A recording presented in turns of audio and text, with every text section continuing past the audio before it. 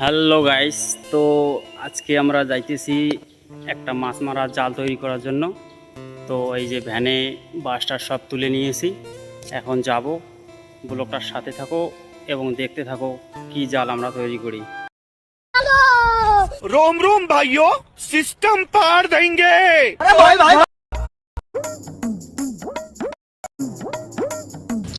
लेकिन ये साला कर क्या रहा है यहाँ पे?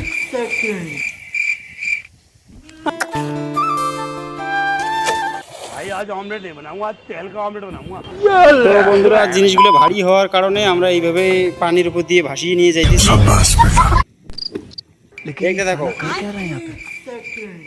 ওয়েদারটা ভীষণ ভালো আজকে। ওয়াও, এই যে আমাদের প্লেস, এইখানে তৈরি করব। মূলত এই বাঁশগুলা 2 বছর হয়ে যাওয়ার কারণে বাঁশগুলো একটু নরম পড়ে গেছে। এই বাঁশগুলোকে আমরা চেঞ্জ করব। তো সাথে থাকো, দেখতে থাকো, আশা করি ভালো লাগবে। আর তোমরা কি জাল বলো এটাকে কমেন্টে জানাবে। लेकिन ये साला कर क्या रहा है यहाँ पे? ये किनारे पे